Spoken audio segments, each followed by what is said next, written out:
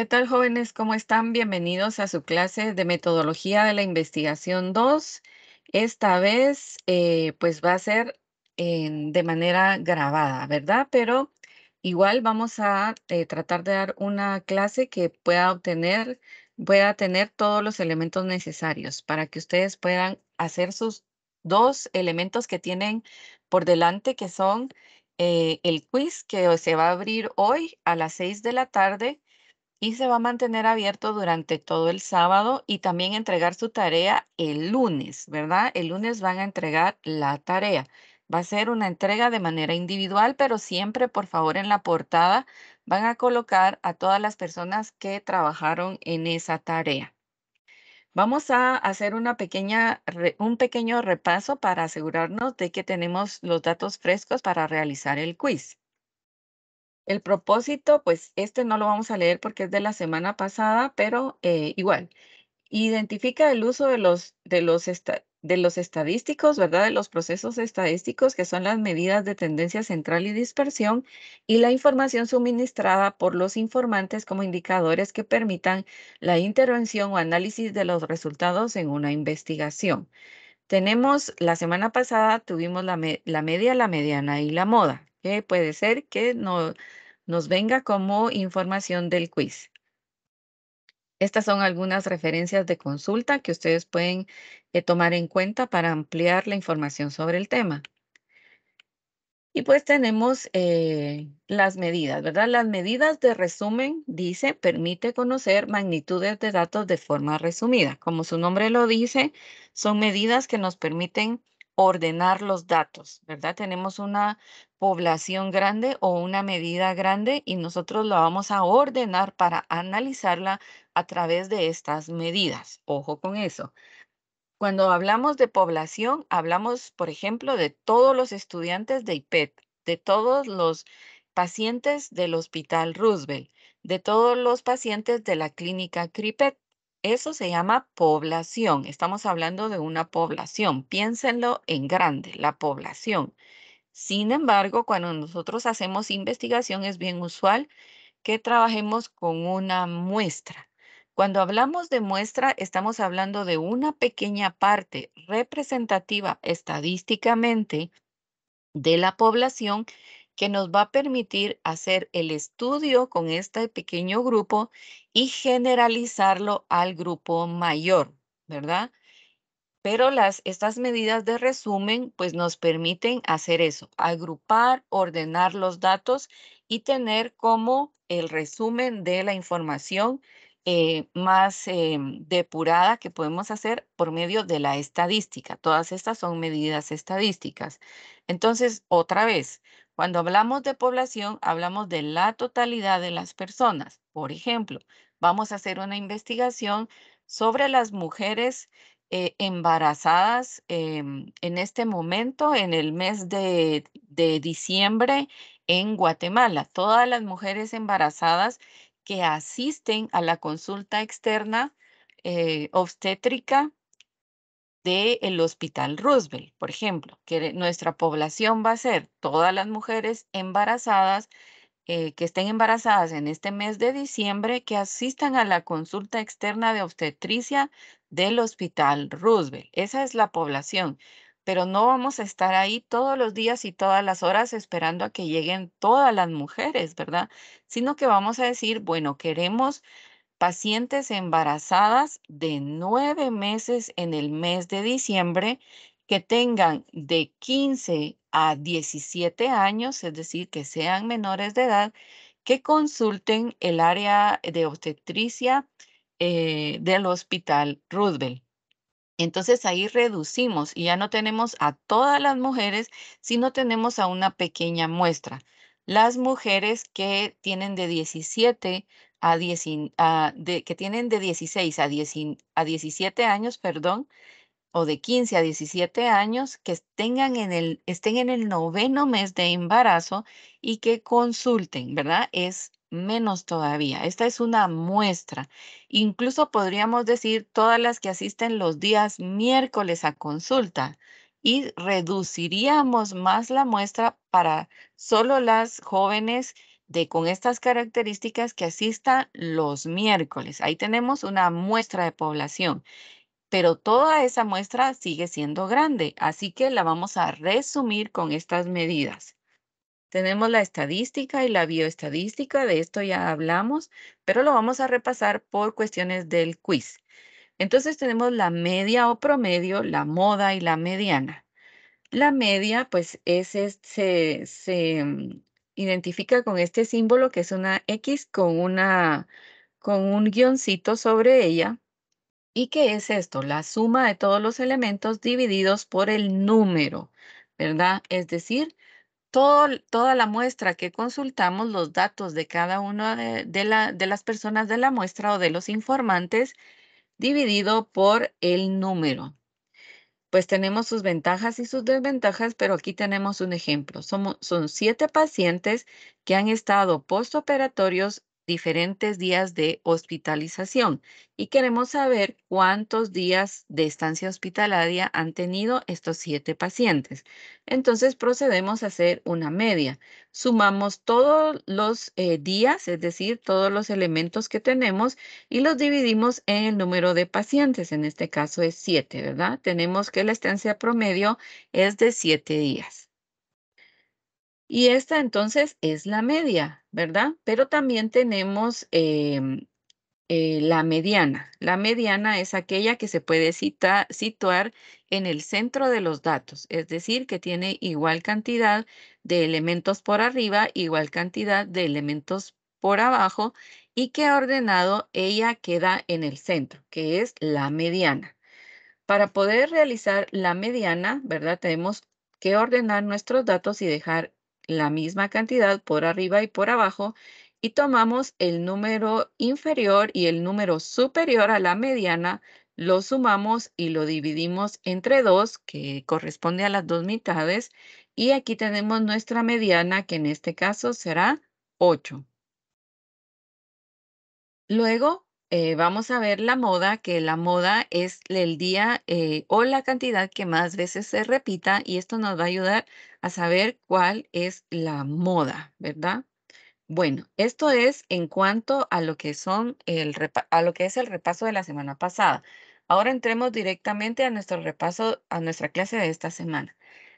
Antes eran medidas de resumen, ¿verdad? Nos permitían ordenar, conocer el centro, el promedio, lo que más se repetía, ¿verdad? De nuestra población, de los datos de nuestra muestra. En cambio, las medidas de dispersión nos van a decir en dónde se ubican estas muestras, ¿verdad? En dónde están los datos de cada uno de nuestros informantes.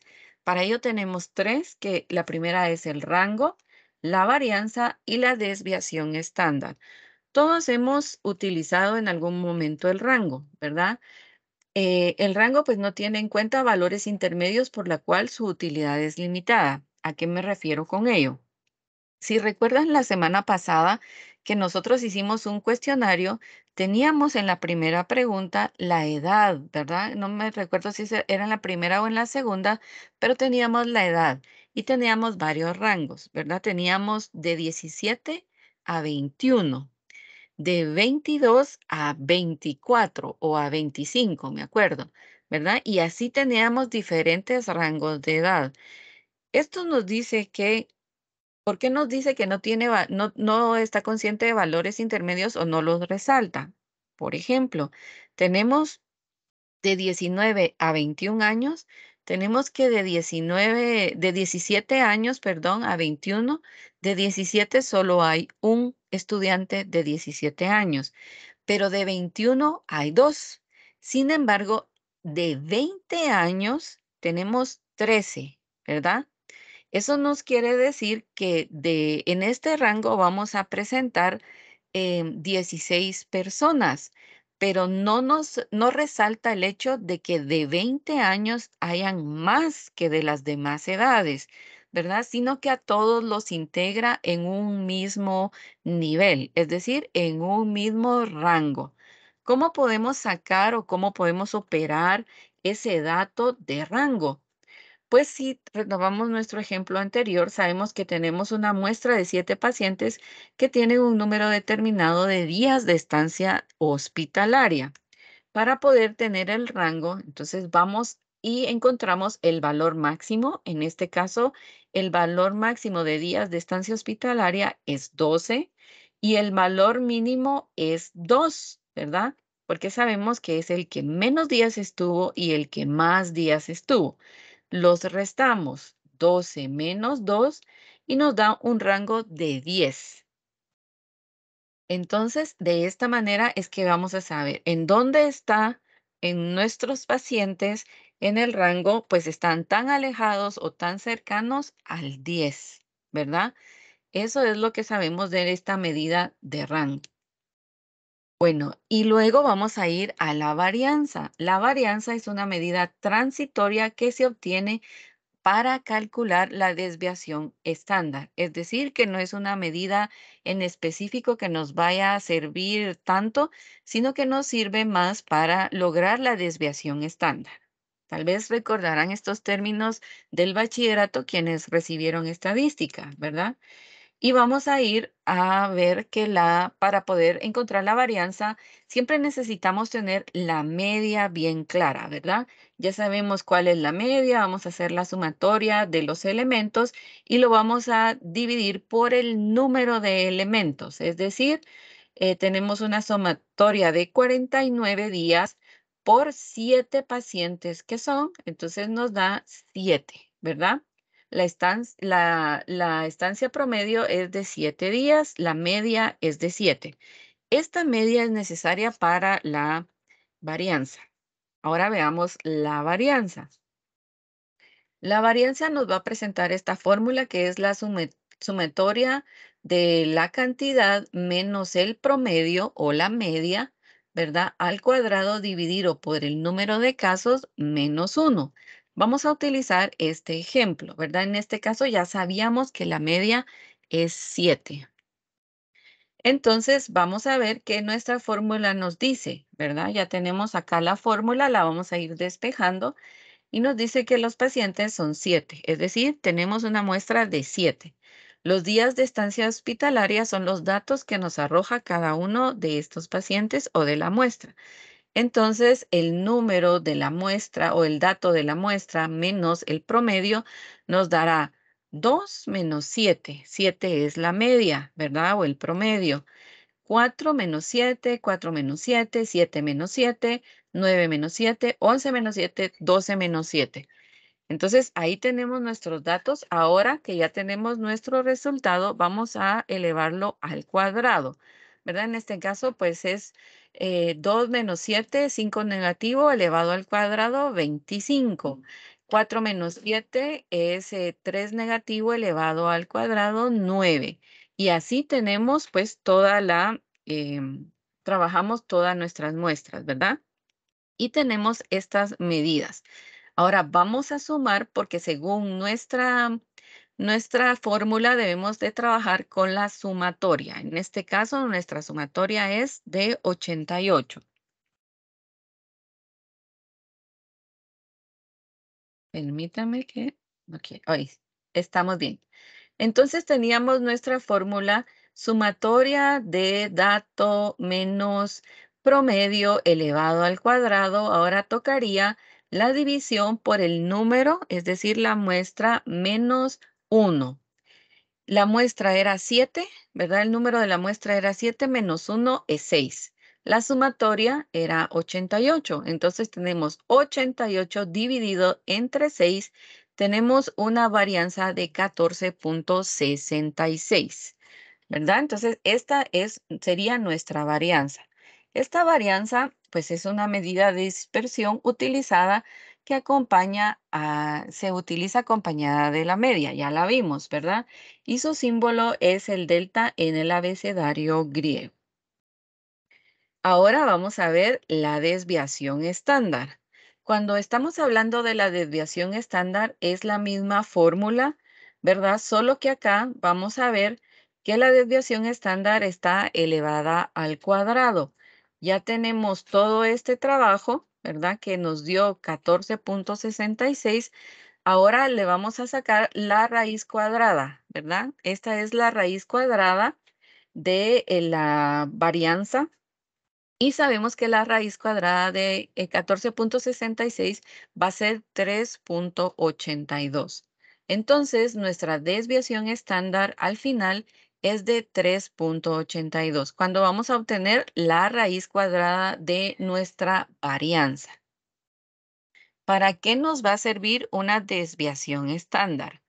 Acá pues tenemos la campana de Gauss, ustedes la conocerán, ¿verdad? Y la campana de Gauss nos permite visualizar en qué punto de la normalidad, digamos entre comillas, una normalidad, o también podemos llamarle en qué punto de la media se encuentran nuestros pacientes. Es decir, tenemos una campana de Gauss en donde la media es el punto cero, ¿verdad? Quienes están como más avanzados irán hacia en creciente, hacia la derecha, y quienes están debajo del estándar, de la media o de la normalidad, se desplazarán hacia la izquierda. Entonces, aquí veremos cuántos pacientes tenemos dentro de un rango normal. Allá vimos que el resultado era 3, ¿verdad? Era 3,82. Ubicamos a nuestros pacientes en el 3,82. Esto nos indica que nuestros pacientes están muy lejos de la media, ¿verdad? La media es cero, ¿verdad? Pero acá vamos viendo que no está entre la mayoría de los pacientes. Es decir, que muy pocos pacientes tienen tan pocos días de hospitalización, que en realidad nuestros pacientes salieron muy rápido en comparación a los demás o a la población general o a lo que dicen las estadísticas nacionales o al promedio del hospital o cualquier otro punto de comparación. Entonces, vamos a ubicar a nuestros pacientes en un punto de la campana. Aquí tenemos que, por ejemplo, puede ser que la campana nos diga que nuestros pacientes están por debajo de la media, es decir, que se quedaron demasiado tiempo, que se quedaron el tiempo normal o que se fueron demasiado rápido, ¿verdad? Esto es lo que nos va a indicar en qué posición está nuestro paciente. Hablábamos de las medidas de dispersión que nos van a enseñar en qué postura o en qué posición respecto a un estándar normal está nuestro paciente. Bueno, esto no lo vamos a trabajar por razones obvias, pero sí vamos a pasar al análisis de resultados, pero cualitativos. Cuando hablamos de un análisis de información en enfoque cualitativo, estamos hablando que es un enfoque diferente, ¿verdad? El enfoque cualitativo, como ya lo habíamos visto, contrario al cuantitativo, no hace mediciones, no hace cálculos y tampoco busca generalizar resultados, sino que el enfoque cualitativo lo que busca es básicamente lograr una comprensión, un análisis de la situación. Y para ello no necesitamos una población muy grande ni una muestra, sino que necesitamos más que todo casos, ¿verdad? Porque van a ser casos. Cada una de las personas va a expresar su propia realidad, cómo vive su experiencia y con base a ello es que nosotros vamos a analizar, ¿verdad? Hay muchos puntos de partida de donde podemos analizar. No crean que porque no hay números, no hay referentes. Aquí tenemos pues una técnica muy interesante que se llama triangulación. Si ustedes se ponen a pensar, imaginen en su mente que hay una triangulación, ¿verdad? ¿Qué es lo que hay adentro de un triángulo? Es una figura que tiene tres vértices, ¿verdad? Cada uno de los vértices es importante, tiene el mismo ángulo que los demás y por ello el triángulo pues puede estar, si es un triángulo equilátero, puede estar en cualquier posición que siempre va a verse como un triángulo. Entonces, aquí en análisis cualitativo, nosotros tenemos varios puntos de donde tomar, ¿verdad? Siempre haciendo esta triangulación para el análisis. Vamos a ir viendo de qué se trata esto. Cuando hablamos de un enfoque cualitativo, se fundamenta en la perspectiva interpretativa, es decir, lo que esté interpretando el paciente de su propia experiencia, centrada en el entendimiento del significado de las acciones de los seres vivos, sobre todo de los humanos y sus instituciones, supongo que dice, ¿verdad? Entonces, ¿qué va a suceder acá? Aquí va a ser importante poder tener realmente una perspectiva del paciente, cómo lo está viviendo, qué es lo que le está pasando, cómo lo ve, cómo lo evalúa, cómo lo analiza, cómo lo procesa. Para poder hacer este enfoque, postula que la realidad se define a través de la interpretación de de los participantes en la investigación respecto a su propia realidad. El paciente no conoce de medicina o no conoce de fisioterapia, pero sí conoce su propio cuerpo o conoce su propio dolor, ¿verdad? Su propia limitación física, su propia incapacidad. Entonces, a partir de ello vamos nosotros a investigar. De este modo se convergen varias realidades, por lo menos la de los participantes, la del investigador y la que se produce en la interacción con los otros actores. Aquí ya vamos viendo un poquito sobre la triangulación. El principal criterio para analizar la información es la credibilidad, la confirmación, la valoración, la representatividad de voces y la transferencia. Cuando hablamos de credibilidad, debe ser, las fuentes que nosotros vayamos a tomar en cuenta deben tener credibilidad.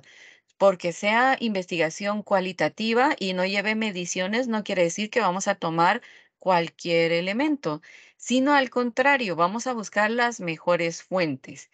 Es decir, cuando yo digo credibilidad, voy a buscar los mejores autores, por ejemplo, que estén trabajando sobre el dolor lumbar. ¿Cuál es la mejor información que exista sobre dolor lumbar? Entonces yo voy a obtener credibilidad. Voy a ir con un paciente que esté diagnosticado, que haya recibido, que haya sido diagnosticado a través de todas las pruebas necesarias, que no haya sospecha, que sea un paciente que sea constante en su tratamiento. Este paciente tiene credibilidad. Confirmación. Todo lo que el paciente me diga, yo lo voy a confirmar con su expediente médico, lo voy a confirmar con la teoría que yo investigué de los mejores autores. Voy a entrevistarlo una segunda vez.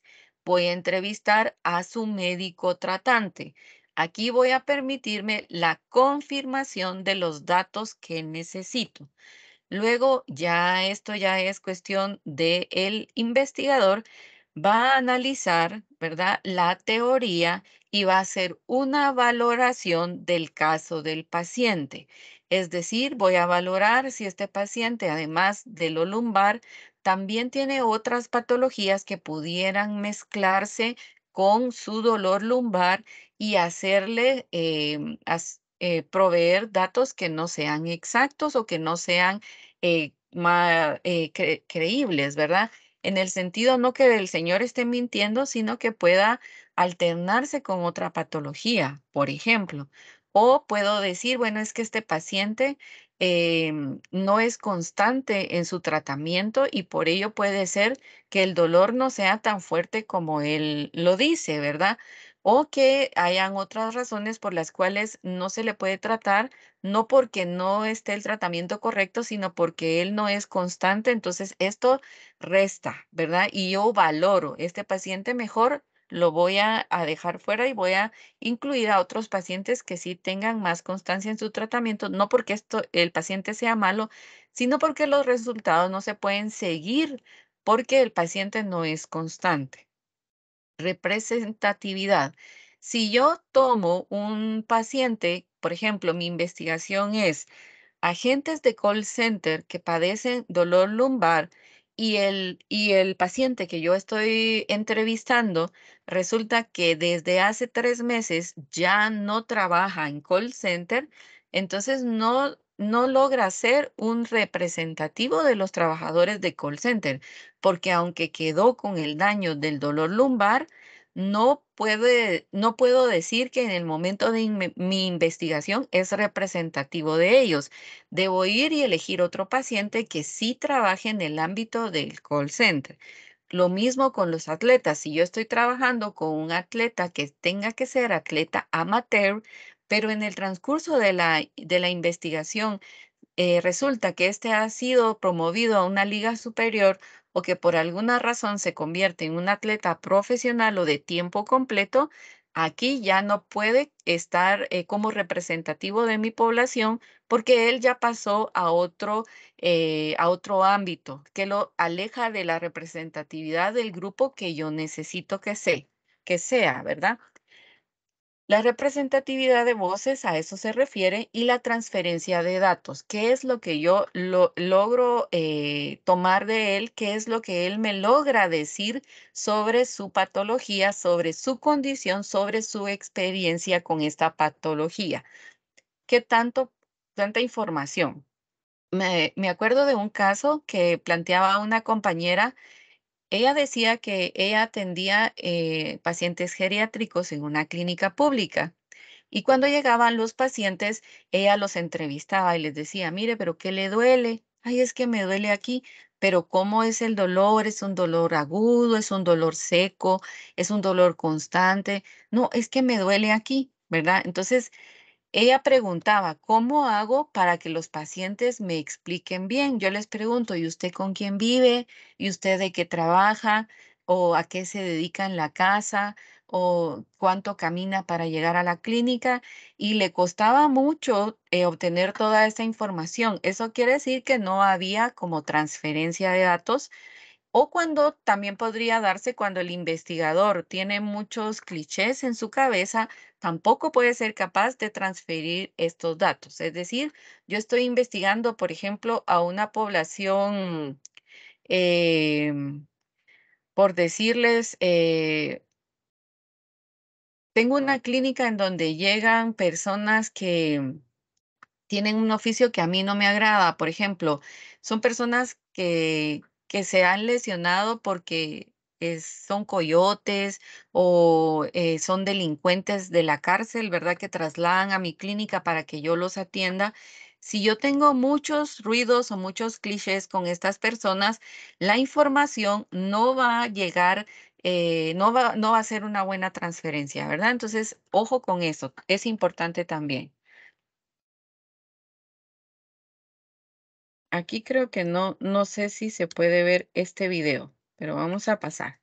Bueno, entonces cuando hablamos de un análisis cualitativo de la información, tenemos la triangulación, ¿verdad? La triangulación es una comparación con tres puntas, ¿verdad? Con tres ángulos, con tres puntos que yo voy a comparar entre sí para saber qué tan efectiva está siendo mi investigación, qué tan parecida a la teoría o qué tan diferente a la teoría o si necesito hacer una nueva teoría para estos casos.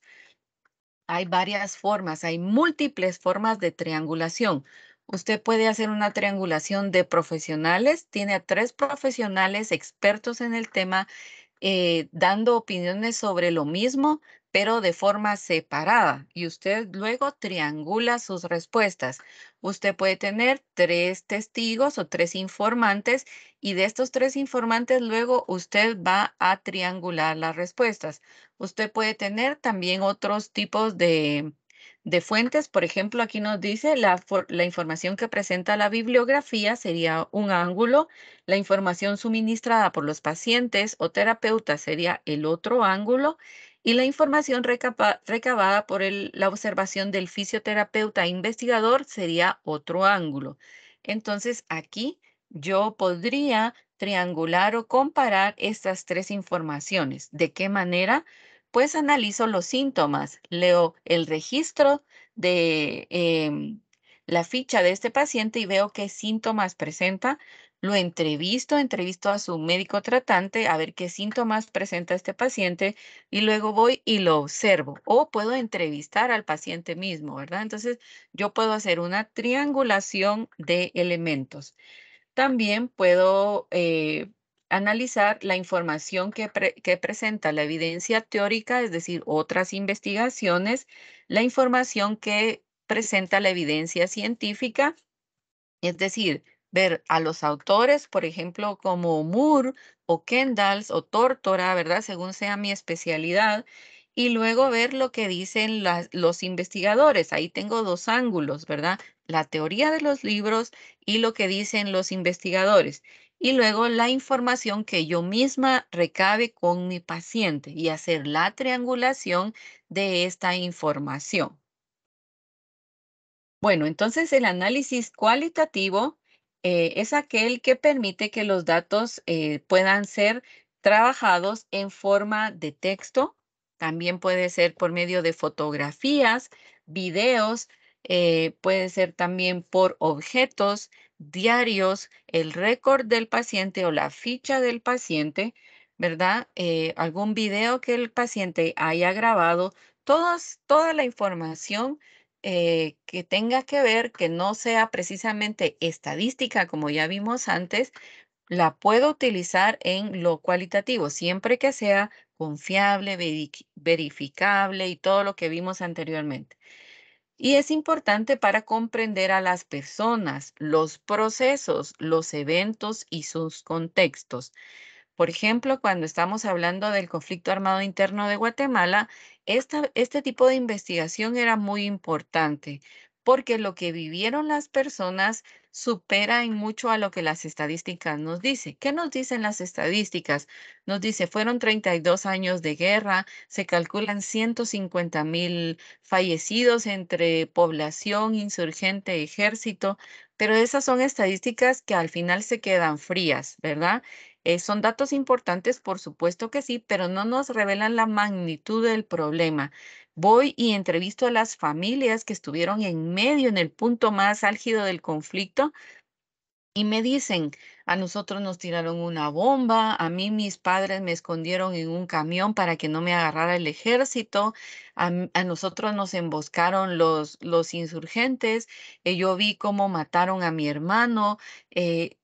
Una serie de cuestiones, ¿verdad? Que son impactantes, que no caben dentro de las estadísticas, que no pueden interpretarse a través de ellas. Todo lo humano, todo lo humanístico, todo lo social, lo cultural, pero también lo de salud, porque al fin y al cabo las personas no son robots y tampoco son nada más un número. Esto también cabe dentro de lo que es la investigación cualitativa.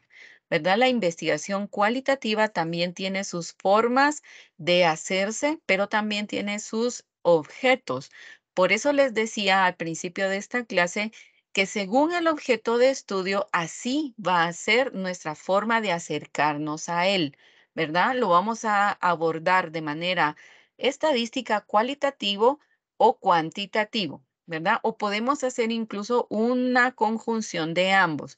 Podemos tener una parte cualitativa y una parte cuantitativa, pero la parte cualitativa siempre va a tratar de comprender, de interpretar lo que las personas han vivido como su experiencia propia. Aquí en este momento es cuando les digo, pues vamos a realizar el quiz. Se va a abrir hoy a las 6 de la tarde. Tiene vigencia hasta mañana sábado a ay, perdón, tiene vigencia hasta el sábado a las 8 de la noche para que ustedes lo puedan realizar en 2 intentos. Bueno, y como conclusión vamos a ver que la interpretación de los datos o información depende del enfoque en el cual se encuentra centrada la investigación. Ambas son importantes ya que nos conducen a tratar de explicar la relación entre las variables y sus resultados. Estos aspectos son importantes para las conclusiones de la investigación. Recuerdan que cuando iniciamos este curso dijimos, investigar es encontrar la relación entre las variables, cómo se relacionan las variables que nosotros estamos presentando. Estas variables las podemos analizar de una manera cuantitativa y también las podemos analizar de una manera cualitativa o ambas, ¿verdad? Yo creo que el conjugar los dos enfoques, tanto el cualitativo como el cuantitativo, nos permite tener una versión o una visión más 3D o de 360 grados de nuestro objeto de estudio. No va a ser solo plano estadísticamente, sino también va a tener la parte humana, que es muy importante para ustedes que son trabajadores o van a ser profesionales de la salud y tienen que recordar que el principal enfoque es el humano, ¿verdad? Entonces, les dejo esto para que lo piensen y para que lo reflexionen durante todo el tiempo que les hace falta para finalizar su carrera y llegar a séptimo, cuando ustedes ya realizarán su investigación formal. Bueno, entonces dice, ¿qué significan los valores de la media y la moda? Pues la media representa el promedio donde se encuentran los datos más agrupados, tendencia de agrupamiento, ¿verdad? La moda es un dato que más se repite, es el tratamiento más aplicado, el síntoma más encontrado, que es una triangulación de la información, es el uso de múltiples métodos de estudio en un mismo objeto o variable, condición que presenta una situación o un paciente. Hay diferencia entre el análisis de datos e información. Sí, uno es mediante el análisis del resultado de un proceso estadístico y el otro es mediante el resultado de la interpretación de la realidad. Bueno, entonces ya tenemos todo, ¿verdad? Ahora tenemos que ver nuestra tarea que hay que entregar para este último parcial. Y para ello, pues yo les tengo acá este documento que ya se encuentra en Moodle. Ustedes ya lo pueden encontrar ahí. ¿Dónde está lo que yo voy a calificar? Recuerden que este es la entrega final. Así que yo espero de ustedes que puedan entregar este trabajo de manera escrita sin, digamos que algunos me entregaron PDFs y hecho en Canva y todo esto muy bonito, pero necesito que sea un trabajo escrito, ¿verdad? Con sus párrafos, con sus títulos, con sus citas. Y estos son los elementos que necesitamos: definición del problema, contexto de la patología, pregunta de investigación, justificación, trascendencia, magnitud, impacto, vulnerabilidad, alcance, hipótesis, variables, el concepto de la variable independiente, la variable independiente, el tipo de investigación, es decir, si va a ser exploratoria, descriptiva, si va a ser correlacional o explicativa. Cuando hablo de variable, por supuesto que quiero que digan que es una variable independiente, pero no es eso lo que realmente me interesa. Me interesa que diga, la variable independiente es el ejercicio terapéutico. El ejercicio terapéutico es aquel que tan, y lo definen. Variable dependiente, en esta investigación se tomó en cuenta la como variable dependiente la osteoporosis, ¿verdad? La osteoporosis es una patología que tal y tal y tal y tal y tal y la define. Tipo de investigación ya lo dijimos, ¿verdad? Exploratoria, descriptiva, correlacional, explicativa, delimitación, tiempo, año, personas, institución, lugar, localidad en la que vayan a trabajar. Análisis de la factibilidad, qué recursos humanos necesitan para su investigación. Aquí, por favor, ojo con esto, ojo.